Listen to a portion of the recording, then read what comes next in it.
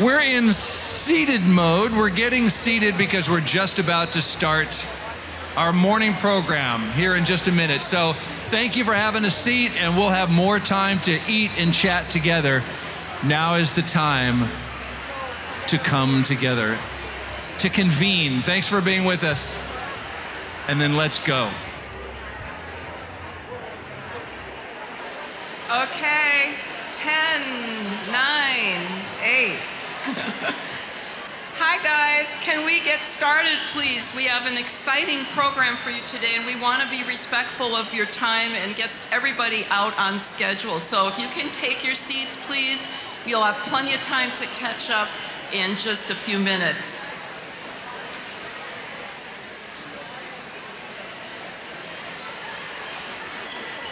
Okay, come on, let's go.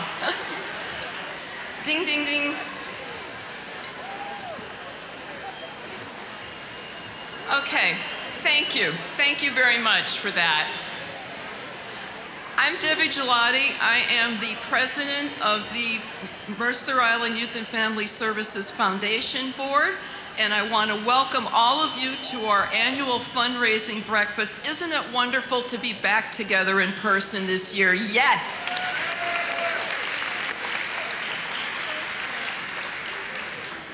Please join me in welcoming back our master of ceremonies to this year's Foundation Breakfast, Mercer Island parent Bill Radke, longtime KUOW host and current host of Week in Review. Bill? Yes, good morning, Debbie. Thank you for that. Thank you. Thank you all for coming in early. We're a little rowdy this morning, which is a good sign. I like that. Before we get started, I want to thank a few people. Would our elected officials who are here mind standing up so I could talk about the school board members and the county and state representatives who are here today? And thank you to our mayor and city council members and city officials. Thank you for making Mercer Island Youth and Family Services a priority. A special thanks to the entire Mercer Island Parks and Recreation Department who opened this building up for free. Got this room together looking so beautiful. Shuttled you up here from the parking lots and made sure the event came together smoothly. Thank you, everybody. Thank you for standing. Thank you for supporting MIYFS. You know, sometimes we feel like the present time is the most turbulent time. Anybody here remember the early 70s?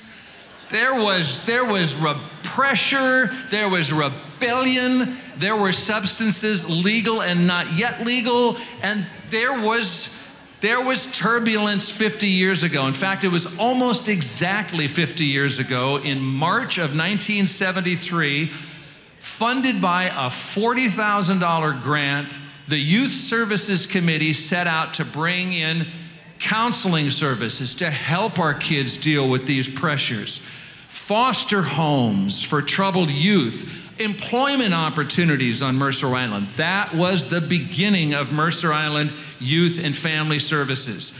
And the two surviving members of that original committee were Dr. Ted Mandelkorn and Lola Dean, and Lola is in the room with us. Lola, will you stand?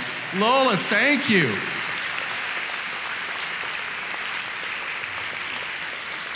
Your project has grown up very nicely, and that's what we're going to hear about this morning, all the vital work that MIYFS does. We're going to hear from counselors and specialists. We're going to hear this morning from former students and from parents and family members about the impact that MIYFS counselors have had on Islanders.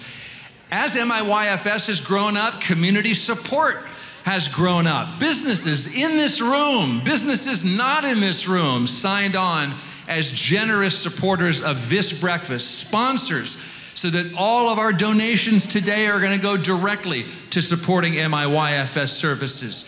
Families and individuals step up to create our Islanders for Islanders matching gift pool so we can echo each other and really realize that our support is limitless. It's up to us. I want to thank our visionary leader sponsors, Joe and Tina Kennedy of Barrels Wine Bar and the McCrae Foundation. Thank you. A few more thanks, and this time you can hold your applause until the end. We want to thank our partner sponsors, the Mercer Apartment Homes, Emmanuel Church, Mercer Island Presbyterian Church, and Melissa Boucher Real Estate. Our advocate sponsors, the Brandt Design Group, Jennifer Flood Real Estate, Gallagher Co. Construction, Holland Law Group, King Insurance and Judy King, Greg Rosenwald Real Estate, and Diane BTN Real Estate. Now you can thank those folks. Thank you so much. And you will find a list of all our generous sponsors in your program. Look it up, love it, thank them yourself. And now let's take a few minutes, enjoy coffee this morning, thanks to who but Starbucks, who has awakened us. Now it's the 5th year providing coffee at this MIYFS Foundation breakfast. By the way, it took 5 Starbucks. Your coffee was brewed and served this morning by all 3 Mercer Island locations and 2 locations in Bellevue. Thank you, Starbucks. Okay. I know you're itching to get to breakfast and coffee and conversation. We're going to do that for 5 minutes, and then the lights will dim, and you're going to see a video that I think you're going to enjoy. Thanks again for coming, and stay tuned for more.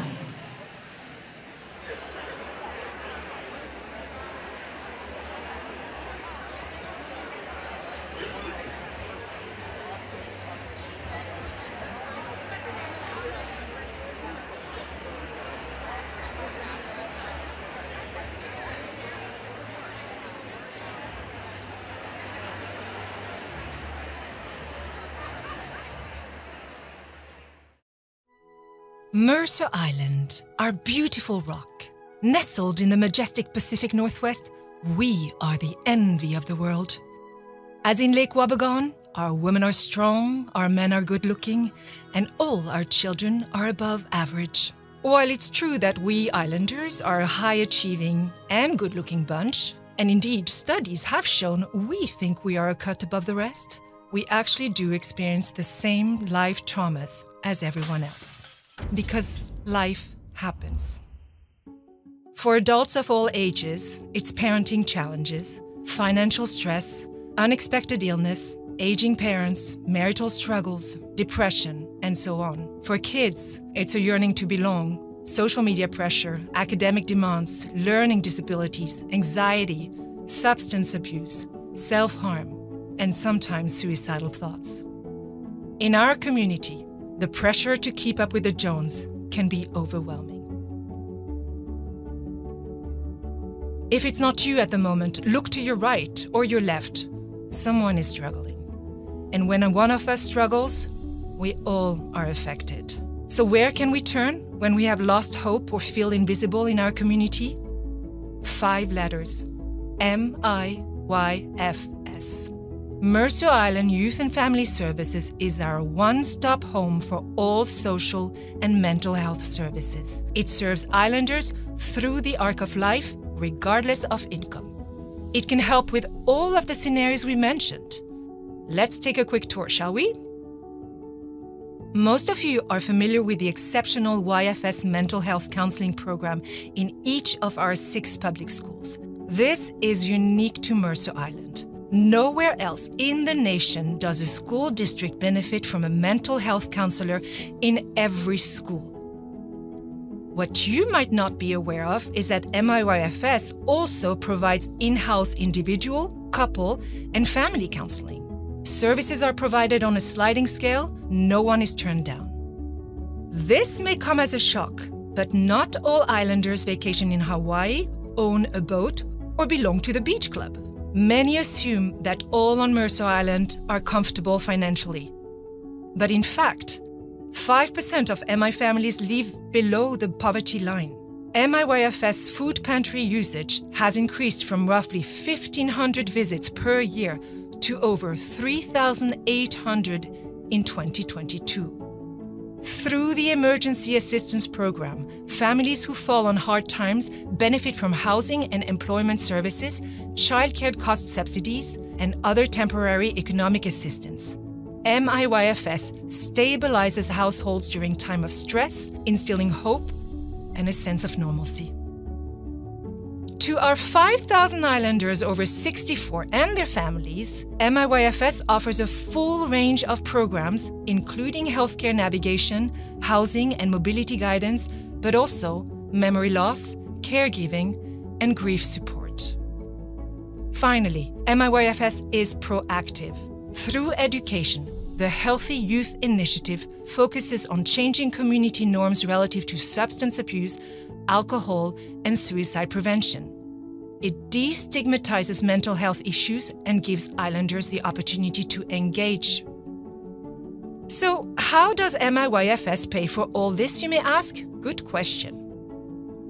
Historically, the three major sources of funding have been the thrift shop, with all profits going directly to MIYFS, the city, and the MIYFS Foundation. You, me, all of us. However, the pandemic brought a period of uncertainty. The thrift shop closed, and with this, over 50% of the MIYFS budget disappeared. The foundation, funded by the generosity of islanders, and the city combined forces and duct taped the budget together for 3 years to maintain our critical human services. In 2023, we need a little less duct tape. The plan is stability and sustainability, but that can only be accomplished if we all do our part. Indeed, for MIYFS to continue their vital work on our island, we each need to make a commitment to our community. What does community mean to each of us? What is our responsibility to our community? In a town that feels at times like Cheers, where everybody knows your name, one of the answers is a sense of belonging. We are all within 6 degrees of separation on the island, and the ripple effect of the adversities of a few impacts the community as a whole. If we want a vibrant, healthy, connected community, we cannot look the other way.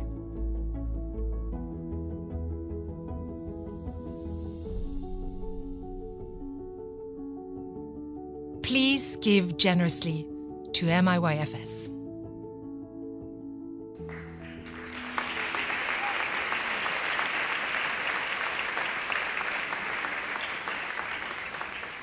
Good morning. I'm reading an anonymous letter from a first grade parent. Our first grade daughter suffers from social anxiety. What we thought was standard shyness was actually something much more. New environments with a lot of people she doesn't know are incredibly tricky for her, and we were finding they were causing anxieties for us as well. Like all parents, we only want for our daughter to be confident, make friends, and have fun. This summer, we hit our breaking point after a birthday party where our daughter hid from everyone. We felt like we had failed as parents. How was she ever going to handle what life throws at her when she can't handle a simple birthday party? We saw every other kid having a blast and couldn't help but compare, even though we knew it was wrong. We felt helpless and alone and had no idea how to fix it, and were increasingly worried about the start of the new school year. Through multiple recommendations from friends, I reached out to MIYFS. After our first conversation with the counselor, we immediately felt a sense of relief. She understood what we were going through, as she'd seen it many times before. When she met our daughter, she was exactly the type of person we would want around our kid, a great listener, calm and kind. Along with her teachers, we worked together on a plan of action for the first day of school, which we knew would be hard. When the day came, our daughter did have difficulty walking into the classroom, but her counselor was right there to help. Since the very first day, she's met with our daughter weekly to help her through transitions in and outside of school. The fact that she can also check in with our daughter's teachers and observe social situations within school is huge. When it comes to helping us as parents, she's also been incredible. She's patient and really takes the time to listen before coming up with solutions. After our meetings, we always feel calm and have a clear plan of action. We almost feel like she's our therapist. Our daughter has come a long way this year. Her confidence has grown, and she's more comfortable in social situations. We know we still have a long way to go, but we're confident that the work we've put in is starting to pay off. That would not be the case without MIYFS.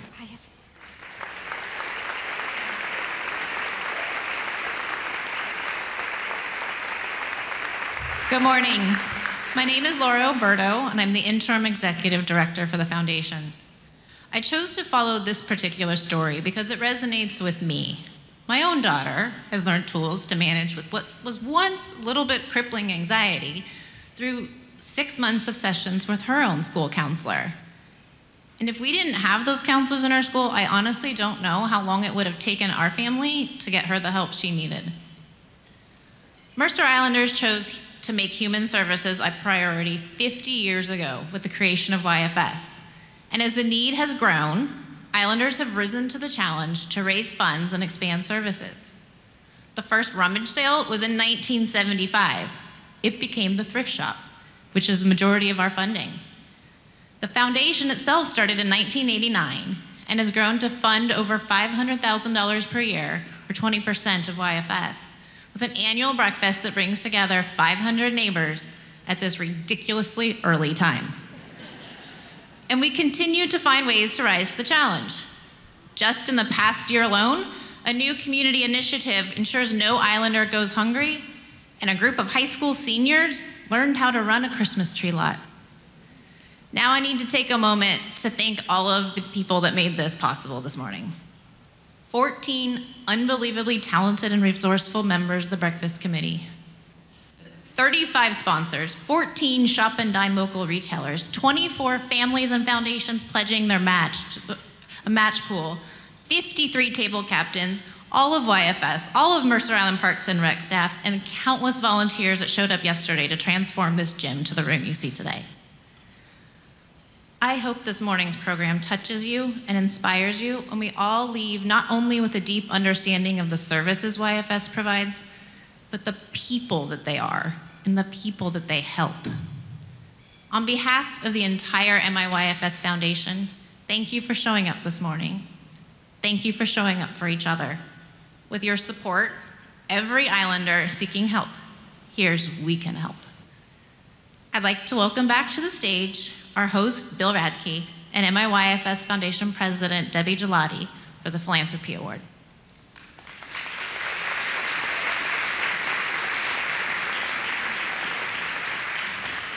Thank you, Laura. Every year, the MIYFS Foundation recognizes an organization or an individual that goes above and beyond in support of MIYFS. This recipient today exemplifies this year's theme, which is community, connection, and compassion. The Mercer Island Presbyterian Church congregation prioritizes partners and their important work in education, food insecurity, homelessness, and mental health through financial gifts, donations, volunteer hours, and prayer. It's indispensable. More than $40,000 in financial support to MIYFS over the years. MIYFS Foundation has selected them as their recipient. Or rather, I should say the Presbyterian Church selected MIYFS Foundation as their recipient for their annual holiday campaign for the MIPC community, Gifts from the Heart, which combined with a gift from the MIPC Foundation raised more than $15,000 for youth and family services. And on top of that, in 2022, they started a multi-year commitment to host the Christmas tree lot and did much more than share their land. They were out there volunteering. In fact, I think that's Sally at the chainsaw there. Debbie, weren't you involved in the Christmas tree lot as well? I think so. Debbie, come on up.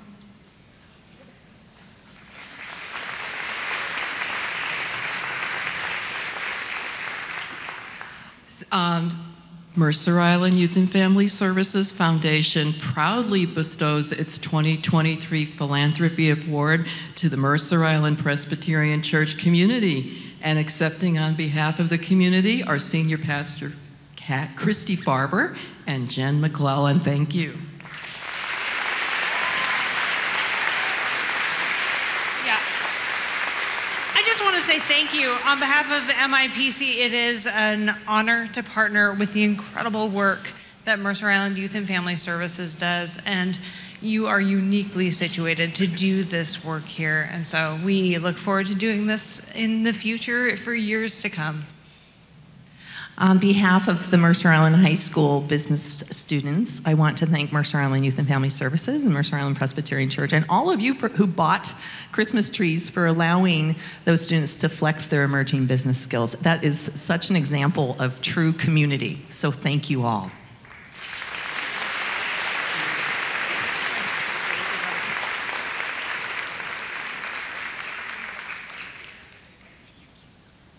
Thank you. Yeah, we brought that commitment home, strapped to the top of our car ourselves in December. Thank you, everybody. Okay, I'm loving the stories from Islanders. Let's hear a few more stories this morning. This is a letter from an adult child of an island senior. When my mother was struggling with Alzheimer's disease, we knew the safest thing would be to move her to be closer to us here on Mercer Island. She lived 100 miles away in eastern Washington. Day-to-day activities like cooking were becoming dangerous, as dementia causes you to forget what you're doing. We felt a bit lost and didn't have any other friends or family who had gone through something similar. We didn't know what our options were or how to make this major life transition go well for her and my family. My wife was a volunteer and heard about the senior services at MIYFS. We were soon scheduled with the YFS counselor, who was so helpful. She really understood our situation and was very kind and considerate. We found a great place for my mom where she was safe, could feel somewhat independent, and was very happy. Later, as her disease progressed to where she needed 24-hour memory care, YFS provided counseling support and additional housing resources for the next level of care. Because of our counselor's incredible knowledge and experience, we had someone we could trust. And that's a big deal when you're making difficult, expensive, and life-changing decisions about someone you care so much about.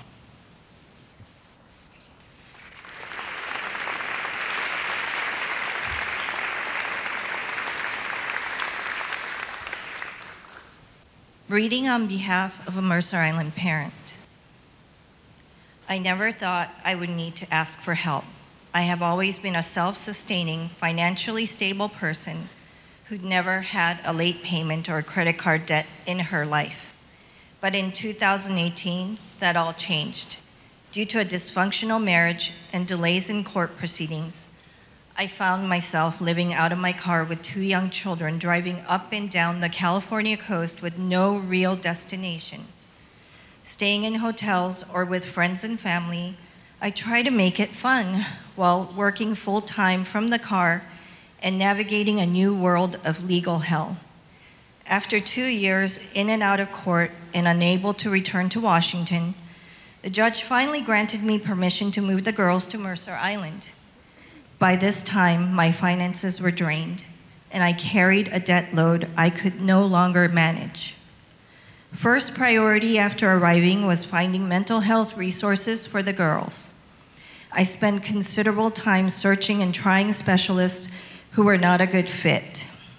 Then I was invited to the MIYFS breakfast, where I learned about resources the community provided for those in need.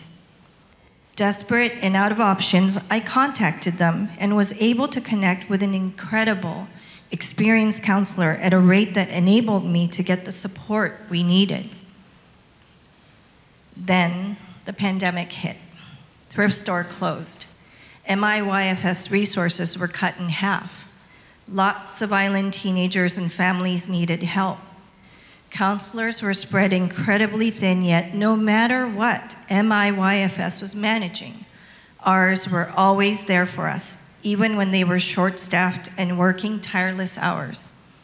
A year later, my teenager went through a very real crisis. Again, a team of counselors and staff met with us, guided us through a process, and enabled us to come out of one of a parent's worst nightmares in a positive and supported manner. You never really know when someone's in need. Downtimes can hit without warning, and credit cards only go so far. People tend to stay quiet during hard times, fearing a stigma that goes past PTA meetings or QFC run-ins. Domestic violence and depression are very real, and the pretense of a SUV and a Starbucks in hand is not always reflective of the actual situation. By supporting MIYFS, we can make sure others like me get help. Now, more than ever, families we may not even realize are in need are benefiting from their services. They may even live next door.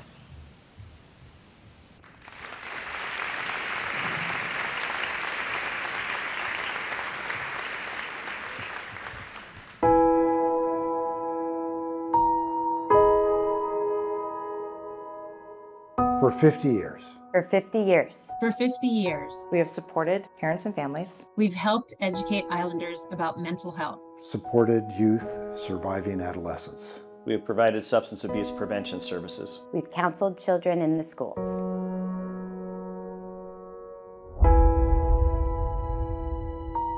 I'm Tamby Cork. I'm the administrator for the Youth and Family Services Department. Here at the Luther Burbank office, we provide a number of services. So we may have counselors seeing clients in person. We may have counselors seeing a client out in the park going for a walk or on a telehealth session. We also provide case management services, both in person and virtually, so that anyone who is in need of financial assistance or assistance with aging can reach our case managers.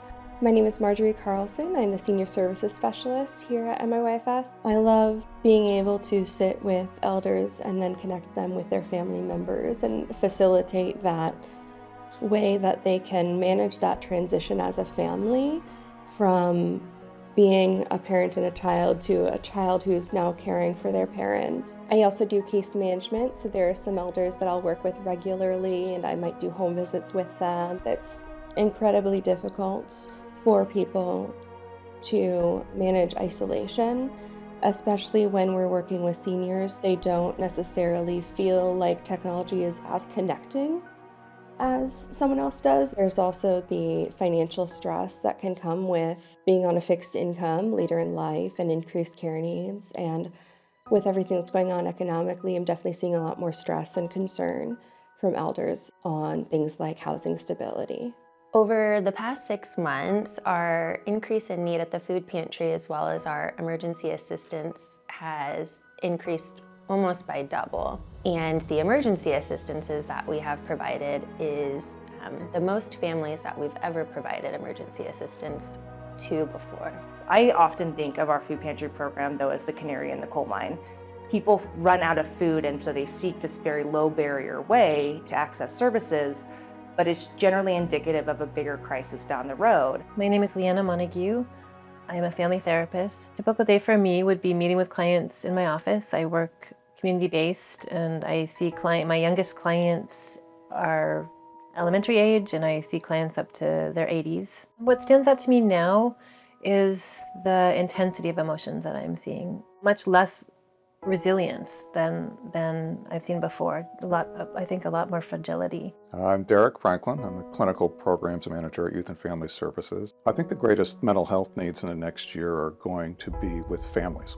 I think kids are starting to rebound, and I sometimes think parents are having a harder time. As families, put kids first, now I think they need to slow down, step back, and start to sort of rebalance. My name is Michelle Ritter, and I am the coordinator of the Healthy Youth Initiative. We work with youth on promoting substance use prevention and alcohol prevention. I feel really honored to be able to work on the prevention side to try to educate and have those conversations that we need to all be having within our families and our communities about what do we value and how do we help our kids grow up to make those good choices and have those opportunities that we all want them to have and be successful. My name's Chris Harnish, and I work for Mercer Island Youth and Family Services, and I'm based at Mercer Island High School, providing prevention, intervention, and support services for young people. Been starting my 26th year. My name is Harry Brown. I'm the Youth and Family Services Counselor at Islander Middle School, and this is my 21st year. My name is Anna Orton, and I'm a school-based counselor at West Mercer Elementary. This is my 7th school year. A typical day for me is probably atypical. We, of course, have things scheduled, lessons in classrooms, sessions with clients, but we also have to be ready to pivot if anything emergent comes up. Then it's the start of the day. I'm in the hallway, I'm greeting students. I might have a lunch group or 2 lunch groups where I invite students to my office just to hang out and make a ton of popcorn. I'm able to make connections, small, just regular daily connections with students who I may or may not serve in the future. That sets a baseline for me, that they will feel safe and comfortable coming to me if something is wrong, and they have already learned I know them, I care about them, so they don't have to work through that with me the first time. What concerns me most at this time is ongoing challenges students have managing stress. Stress can become overwhelming, transform into anxiety, supporting them through sadness, loneliness that can evolve into depression, and helping students have the awareness to know when to get help when those things start to build up. At Mercer Island High School, we continue to put an emphasis on suicide prevention. We've partnered with the University of Washington, and we have what's called the LEARN program to get everybody speaking that same language. But more importantly, what do you do if you see those signs or symptoms, and how do we intervene before it gets to a point where maybe somebody's thinking about hurting themselves?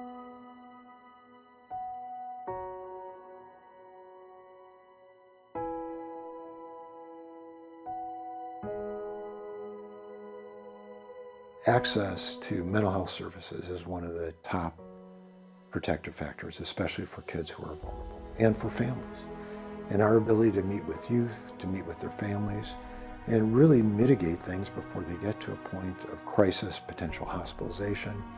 And now take a look at the waiting list and you hear these stories, how difficult it is to connect. And here we are in the schools, offering this support, creating interventions that can make a difference in a kid's life in that day, not having to wait weeks or months or years. And we know the sooner we can intervene, the more significant the difference can be. A lot of our community-based services here have waiting lists. Private practice people are backed up and aren't able to see people in a timely manner. Being school-based, we're there every day, we're accessible, and it breaks down that barrier for a young person and a family to be able to access high-quality professional mental health services as needed. Because when even one child in the classroom is not doing well, it impacts every single child in that classroom. And by those kids getting the support they need, it is a positive for all of us. One of the unique things about having a community-based mental health organization like Youth and Family Services on Mercer Island is that we're able to wrap around families in a way that is just not possible in other agencies.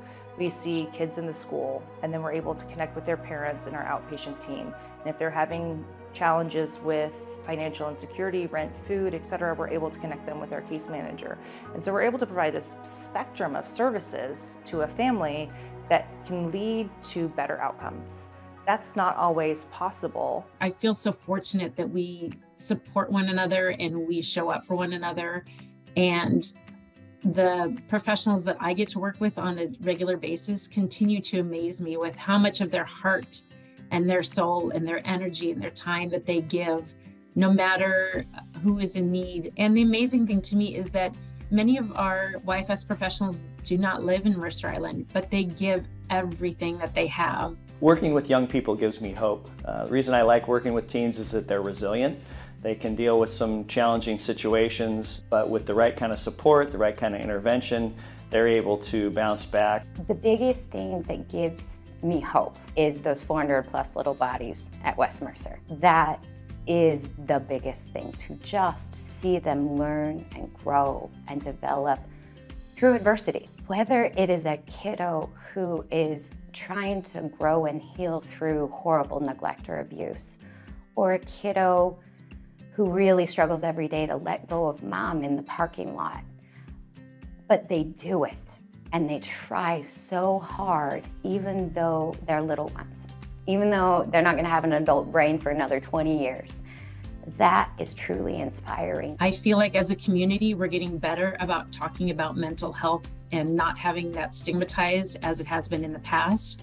Some of our youngsters are so self-aware of what they need and how to seek that help. By giving them those skills, we can only go up from here, because by them knowing what to ask for, they can make a difference in their own life. Despite all the challenges that we have and that we see coming in the future, I am very hopeful. This community comes together and rallies around those in need and rallies around human services in a way that is really special. And so this breakfast gives me hope. It shows how united this community is in the support for people who have mental health needs or human service needs.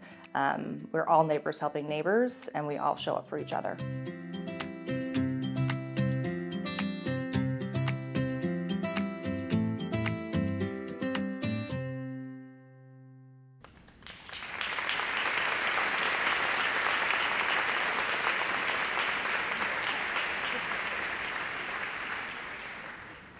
I'm reading this on behalf of a former Island Middle School student. If you walk through the front doors of Islander Middle School, hang a right and then a left, and walk all the way to the end of the hallway, you'll arrive at a small room in the corner of the building, the MIYFS counseling office. This was a room I was well acquainted with for my entire middle school career. First as a place where I could go to eat lunch every Monday and Friday, and then eventually as a place of respite when I started having panic attacks and became depressed. The counselor always had a way of making me feel heard and understood. His support was invaluable to me.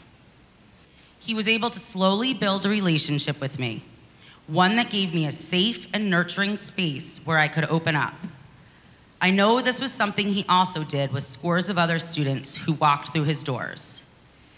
His ability to meet students where they were and provide assistance and care at a time where even the most mentally stable of us might need some help, middle school, made a profound impact on the lives of so many students, including mine. His impact was incalculable. Today, I am a successful college student, soon to be a successful professional, which is a credit to his great work. I want to thank him and MIYFS for everything.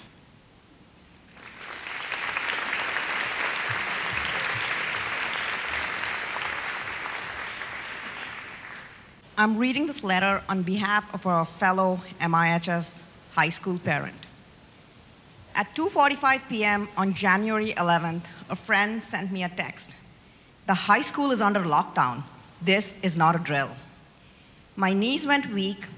Other parents on the text chain had heard about it from their kids. Texts like, "This is not a drill, Mom. I love you." In fact, all had heard from their kids, except for me. My heart was pounding. One parent texted, "This is my biggest nightmare."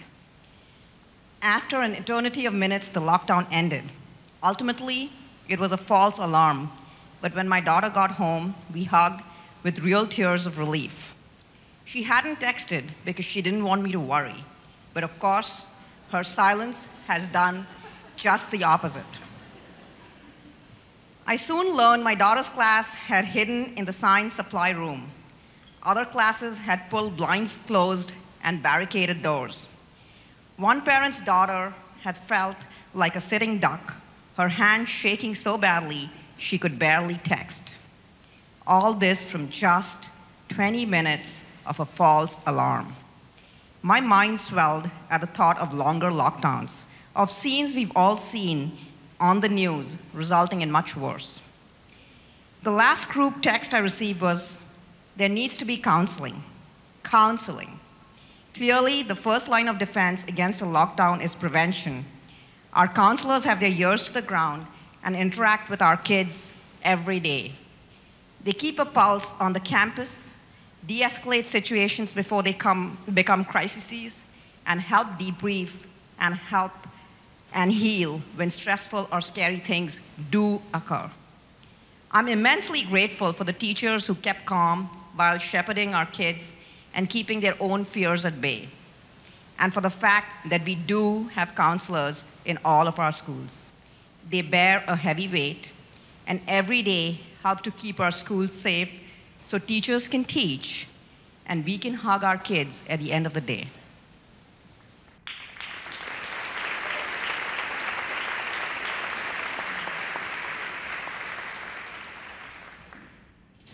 Good morning, everyone.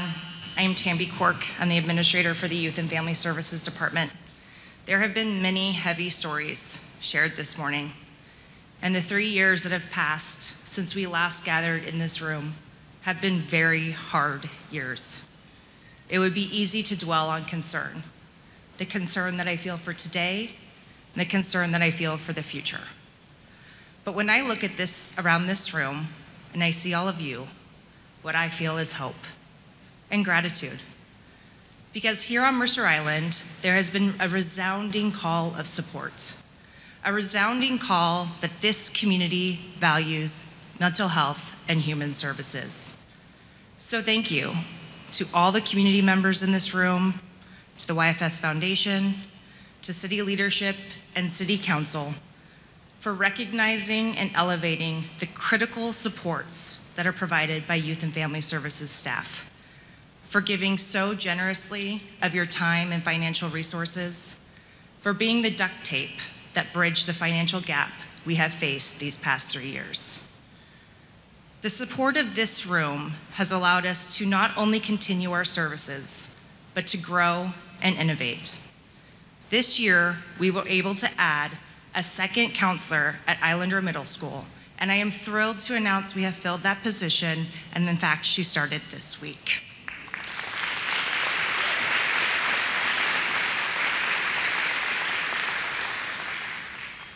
Secondly, we've had the ability to continue serving every eligible Mercer Island resident with our emergency assistance, and to do so in an innovative and more effective way. Our food pantry now operates as a grocery gift card model, which allows our food insecure neighbors the ability to purchase the food that best fits their medical, dietary, and cultural needs, especially for our seniors and families who comprise more than 80% of the households that we serve. The ability to purchase fresh fruits and vegetables, proteins, frozen items, has been resoundingly successful in providing a better service and better outcomes for those families in need.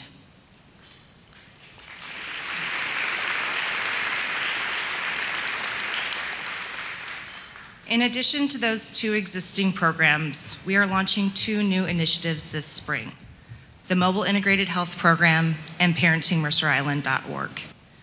Mobile Integrated Health is a partnership between YFS and our fire department that will allow our staff to follow up with residents who are calling 911 because they are in crisis, but they have needs that extend beyond a visit with our excellent fire personnel.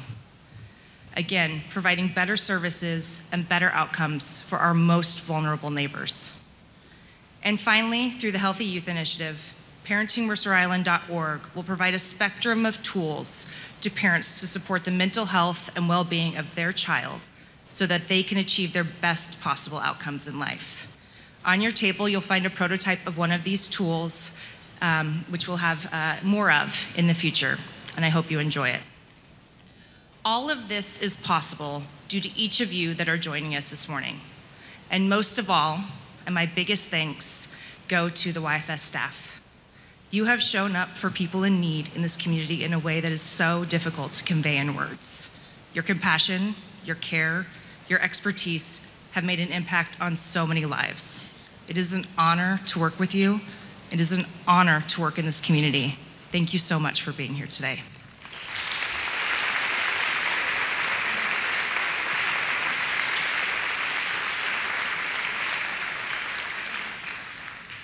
I am reading this letter on behalf of a brave and amazing parent. MIYFS has been there for me in tangible, deeply meaningful ways. During times when I was depleted, walking through days on automatic, and feeling one step left of crazy. I can say objectively there were years where my life was hard. I had 3 children, each with needs that required psychiatrists, specialists, advocacy, and IEPs, a mother needing support back east, and aging in-laws in Seattle needing help getting to doctor's appointments several times a week.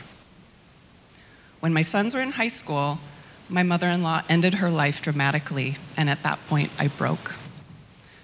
When friends asked how things were going, I intentionally shared the challenges of just one child because if I shared all the challenges of any given day, I would see profound worry in their eyes, and I couldn't handle it.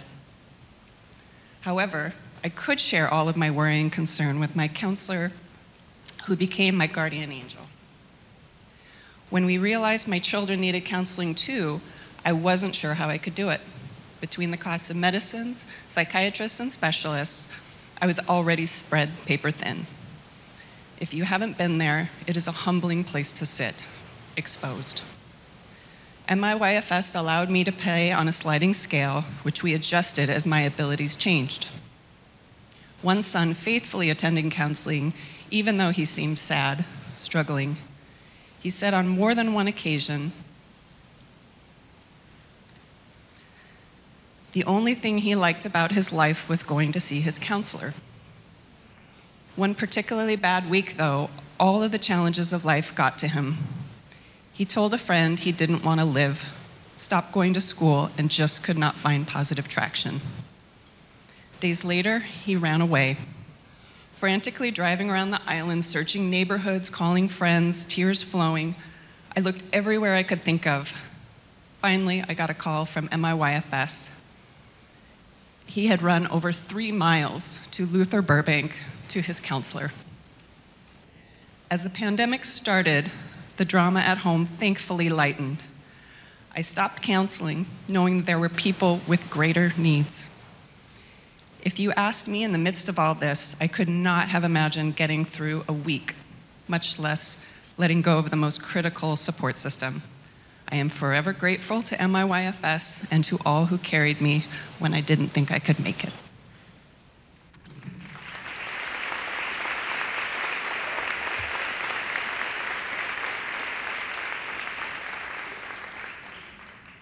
Thank you, Tiffany. What an incredible story, incredible testimonial. My name is Frank Scott, and I'm proud to serve on the foundation board. And I'm pleased that the foundation asked me to share our family's nearly 45-year story with Mercer Island Youth and Family Services. For a little bit of context, a quick background, I was born and raised on Mercer Island. My wife and I just moved back 3 years ago. My wife and I went to Sunnybeam School together. When West Mercer Elementary opened, I was in the very first, there you go, little shout out. I was in the very first grade class at West Mercer. So dinosaurs were walking the campus then. And my wife and I graduated from Mercer Island High School in 1975. So it was at about that time that we got a little bit connected to Mercer Island Youth and Family Services and the thrift store. I had gone away to college. I was at the University of Washington, and my mom called me super excited one day, and she was telling me about a job she got at the thrift store. And she was going to be a volunteer working 4 days a week, 6 hours a day. She was 61 years old at the time, a new empty nester, and she was really looking forward to having real work to do. Fast forward 20 years, my mom's now in her young 80s here. She's still working at the thrift store 4 days a week, 6 hours a day.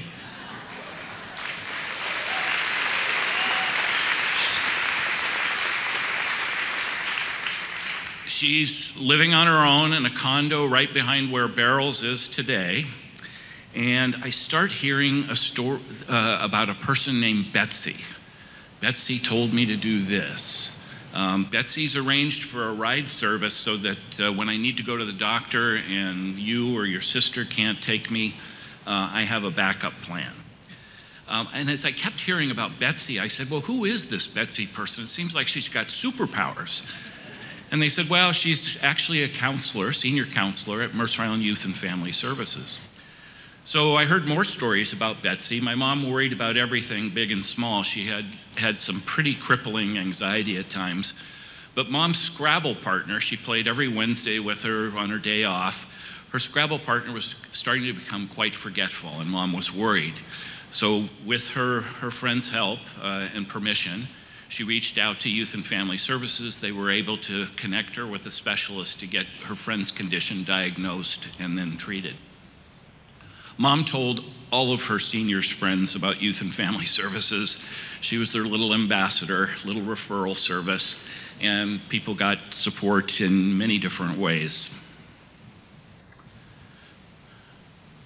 So now we go 15 years later. Here's Mom, about 96 years old, and she's telling me, you know, I think it's time that I slow down.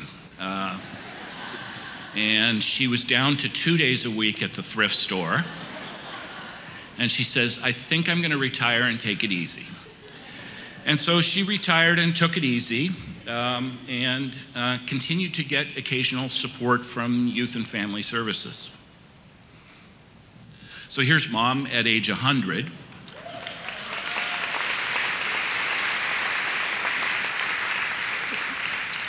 She's still living in her condo on her own.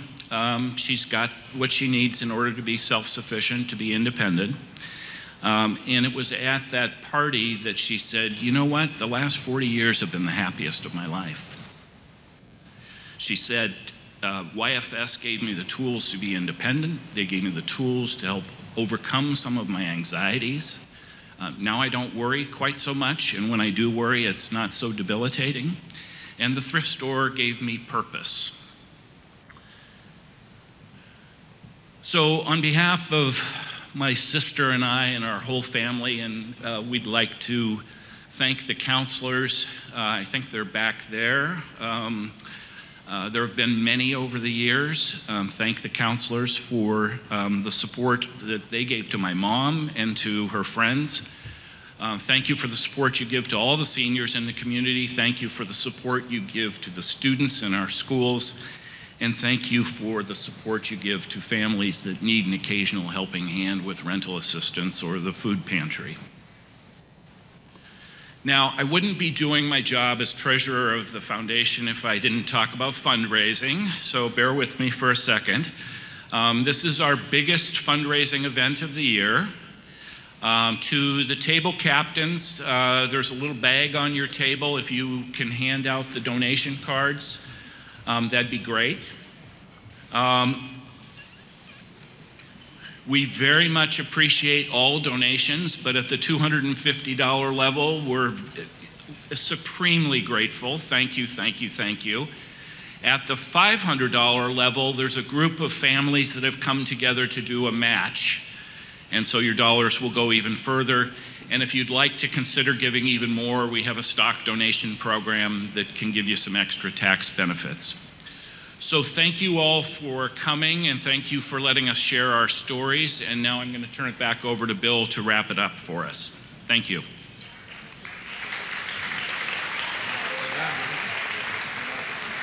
Thank you, Frank. Thank you for sharing your story. Thanks for letting us get to know your mother. It's been good getting to know you. Sunnybeam student. I'm a Sunnybeam parent myself, so feel free to call me Dad if you want to. And thanks to all of you for coming. Thanks to everybody who shared their stories, our anonymous storytellers, our storytellers here in the room to share those. Thank you for responding to that vital call to action. By now, you know how crucial that is. You know that's the linchpin this morning. We hope that the program this morning was educational, hopeful, inspiring. We hope you will shop and dine local today, right? We've got 14 businesses supporting our Shop Local Day. They're contributing 20% of today's sales to MIYFS. So thank you. Stay in touch. Reach out, okay? Reach out to the people around you. Find the helpers. Help the helpers. And we will see you next year. Have a wonderful day. Thanks.